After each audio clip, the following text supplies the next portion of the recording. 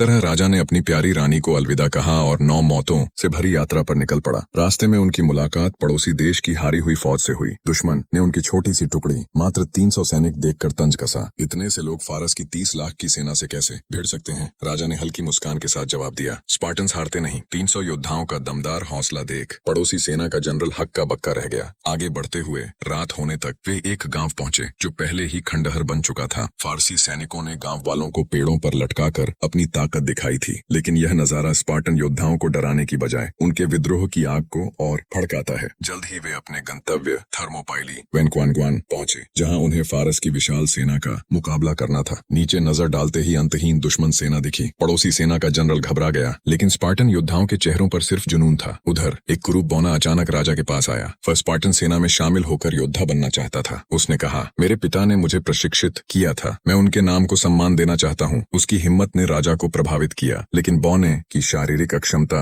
वह ढाल को सही ऊंचाई तक नहीं उठा सकता था। सेना की संरचना के लिए खतरा थी, इससे बाकी योद्धाओं की जान जोखिम में पड़ सकती थी। मजबूरन राजा ने उसे मना कर दिया, लेकिन राजा को नहीं पता था कि उसका यह फैसला बौने के दिल में नफरत का बीज बो देगा, जो उनकी हार का कारण बनेगा। कुछ देर बाद जमीन जोर से कांपने लगी। सैनिकों को लगा कि भूकंप आया, लेकिन राजा उत्साहित होकर बोला, युद्ध की अनुमति मिल गई। फारसी सेना हमला करने आ पहुंची। स्पार्टन योद्धाओं ने तुरंत अपनी संरचना बनाई। युद्ध शुरू होने वाला था। राजा ने कहा, यहीं हम लड़ेंगे और यहीं वे मरेंगे। अपनी ढालें घर ले जाओ। दुश्मन की तीरों की बारिश के बीच भी योद्धा ढालों के नीचे हंस बोल रहे थे। यही था स्पार्टन का निडर रवैया। लेकिन इसके बाद फारसी सम्राट जर्क्सिस की 30 लाख की सेना ने हमला बोला। राजा लियोनिडास का आदेश था, सब तैयार रहो। आत्मसमर्पण की पेशकश करने आए दूत को बोलने का मौका मिलने से पहले ही एक भाले ने उसका दिल चीर दिया। हमले की तुरही बजी और फारसी सेना टूट पड़ी। स्पार्टन योद्धाओं ने ढालें उठाकर मोर्चा संभाला। अनगिनत दुश्मनों के बावजूद उन्होंने 1 इंच भी पीछे न हटने का फैसला किया। अपनी ताकत से उन्होंने पहला हमला नाकाम कर दिया।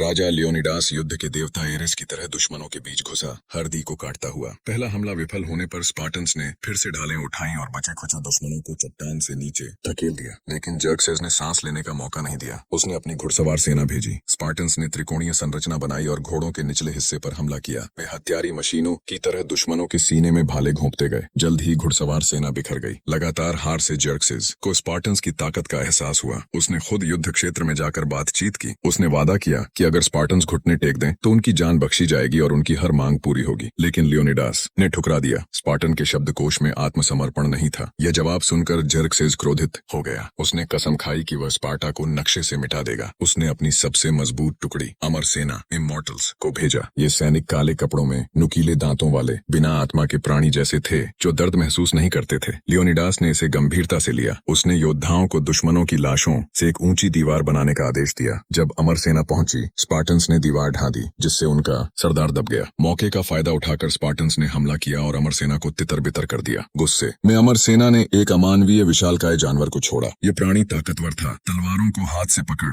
लेता था। स्पार्टन्स को नुकसान होने लगा। लियोनिडास ने खुद मोर्चा संभाला। जानवर ने उसे जमीन पर पटक दिया। तभी लियोनिडास ने जमीन से भाला उठाया, जानवर की आंख में घोंपा और उसका सिर काट दिया। अमर सेना पूरी तरह नष्ट हो गई। क्रोधित जर्क्सिस ने उग्र विशालकाय जानवर भेजे, लेकिन वे स्पार्टन्स के सामने टिक न सके। फिर उसने जादूगर भेजे जो आग के गोले फेंकते थे, लेकिन स्पार्टन्स में एक योद्धा फासा था जो जादूगरों का काल था। उसने एक एक करके सभी जादूगरों को मार डाला। यह मानव इतिहास का सबसे असमान युद्ध था। मात्र 300 सैनिकों ने 30 लाख की सेना का सामना किया। उनकी मांसपेशियां ग्रीक मूर्तियों सी थीं। उनकी इच्छा शक्ति लोहे से भी मजबूत। उनका नाम था स्पार्टा के 300। जर्क्सिस ने विशालकाय मूर्ति सेना भेजी, लेकिन थर्मोपाइली की तंग घाटी में वे फिसलकर चट्टान से नीचे गिर गए। बार बार की हार से जर्क्सिस तिलमिला उठा। उसने उस बौने को ढूंढ निकाला जिसे राजा ने ठुकराया था। धन और सुंदरियों का लालच देकर उसने बौने को खरीद लिया। बौने ने उसे एक गुप्त चरवाहा रास्ता पैशंस पाठ बताया, जिससे फारसी सेना पीछे से हमला कर सकती थी। उधर राजा को खबर मिली कि बौना फारसी सेना को उस रास्ते से ले आया है, लेकिन राजा पीछे नहीं हटा। स्पार्टन शब्दकोश में पीछे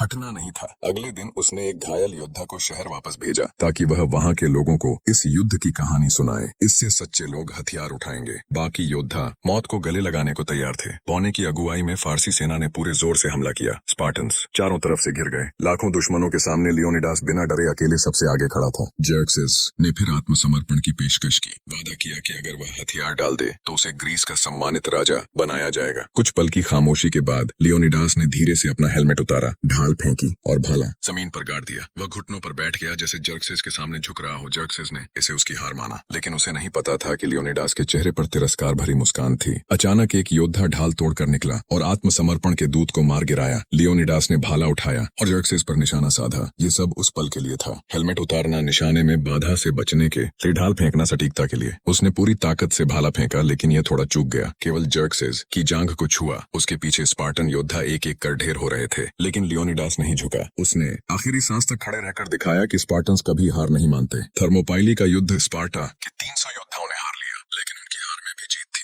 300 योद्धाओं ने फारसी सेना के 20,000 सैनिकों को मार गिराया। उनका बलिदान व्यर्थ नहीं गया। उनके जुनून ने उनके शहर में हजारों योद्धाओं को जागृत किया। ये लोग लियोनिडास की विरासत को आगे बढ़ाएंगे। कभी न झुकना, कभी न हारना। स्पार्टन्स के लिए मौत डरावनी नहीं थी, डरावना था सम्मान और गरिमा खोना। उनकी आत्मा अमर है और उनकी कहानी युगों तक गूंजेगी। कहानी यहीं खत्म होती है।